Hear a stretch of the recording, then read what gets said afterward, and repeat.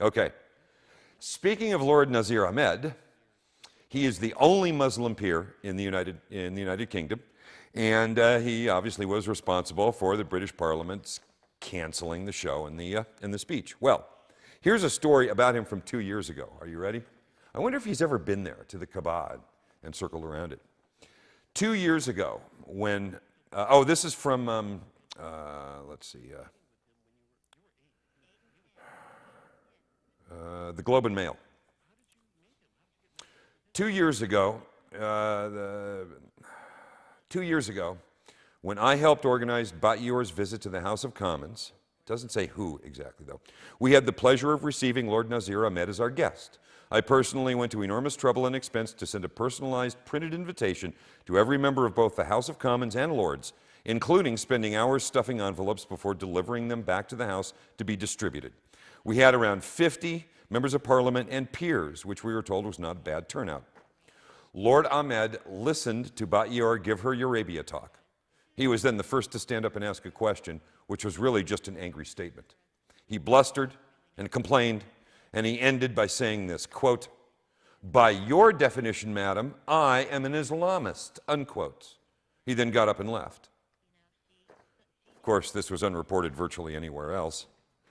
By your definition, madam, I am an Islamist. Now, I do recommend all of you to read, or at least look up Batior. Let me spell it for you. B-A-apostrophe-E-T. No, excuse me. B-A-apostrophe-A-T. Y-E apostrophe O-R. It's actually her nom de plume. That's not her real name. I don't even know her real name. I wouldn't give it out if I did anyway. Okay. Now, speaking of Geert Wilders, the House of Commons, all of that, the story comes out of the Associated Press, and the headline is, "Anti-Islam lawmaker appeals his hate speech charges." A right-wing lawmaker in Amsterdam says he has asked the Dutch Supreme Court to halt his prosecution on hate speech charges for his anti-Islamic remarks. Anti-Islamic remarks. Now there's an anti-Islamic remark if I've ever heard one. All right, let's see. Geert Wilders has said that the remarks he made, including labeling the Quran a fascist book and calling for it to be banned, that speech falls within the realm of normal discourse, and his prosecution threatens his right to freedom of speech. In March 2008, Wilders released the film Fitna, which juxtaposes Quranic verses with violent film clips and images of terrorism by Islamic radicals. Now, of course, those Islamic radicals are the ones who actually connect the Quran with violence, but understand that it isn't they who have aroused the anger of the Islamic world. It is Wilders and Wilders alone, because he's an infidel, right? And he dared to speak out against what really is religiously sanctioned violence. So, okay, now let me. You all know who CAIR is. C-A-I-R, you've heard me mention them before, Council on American Islamic Relations. Well, they have had a fairly benign working relationship with both the FBI, a lot of high government agencies and officials, a lot of law enforcement, local law enforcement, presenting themselves as a civil rights group for Muslims.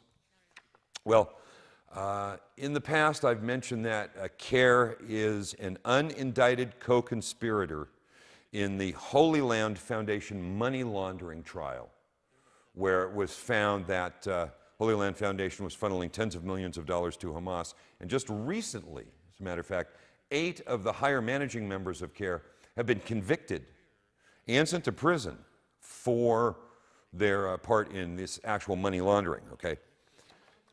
I'm sorry, I don't have the source material on that. I will get it for you, but again, look it up. Look it up. Go type in Holy Land Foundation trial, and you'll get all the information. Okay, this is from IPT News. The headline is, "The FBI cuts off CAIR over questions about Hamas."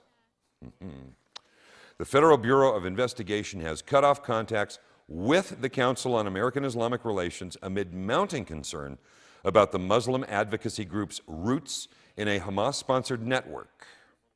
The decision to end contacts with CARE was made quietly last summer as federal prosecutors prepared for a second trial of the Holy Land Foundation, an Islamic charity accused of providing money and political support to Hamas.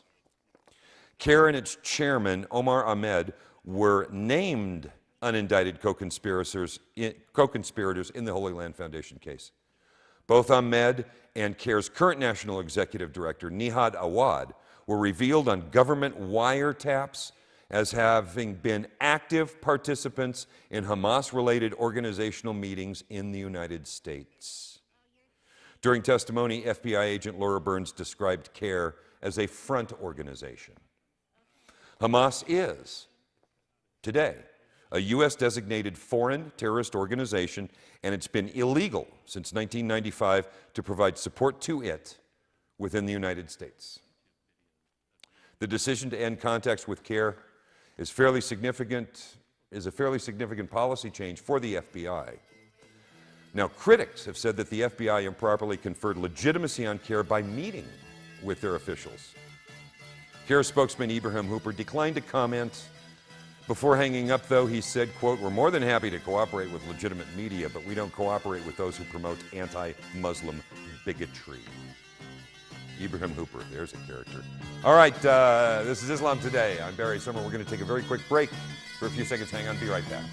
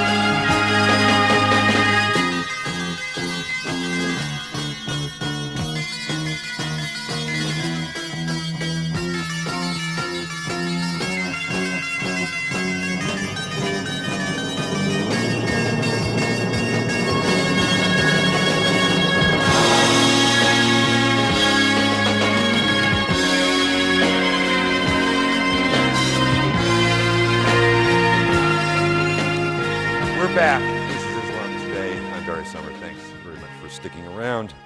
Okay, this was out of all the news that I try to give you each week. There's usually one or two stories that just spin me into a world of disappointment and anger that a lot of times I didn't even know existed. This happens to be one of them. This one is out of England, and this is very, very sad. We've done a number of stories about how children are being used in the name of fundamental and radical Islam. And this one, it's from the Coventry Telegram. The headline is, "Muslim Dad Told His 10-Year-Old Son to Flog Himself." A Warwickshire man encouraged his 10-year-old son to flog himself during a centuries-old Muslim ceremony, a court heard today.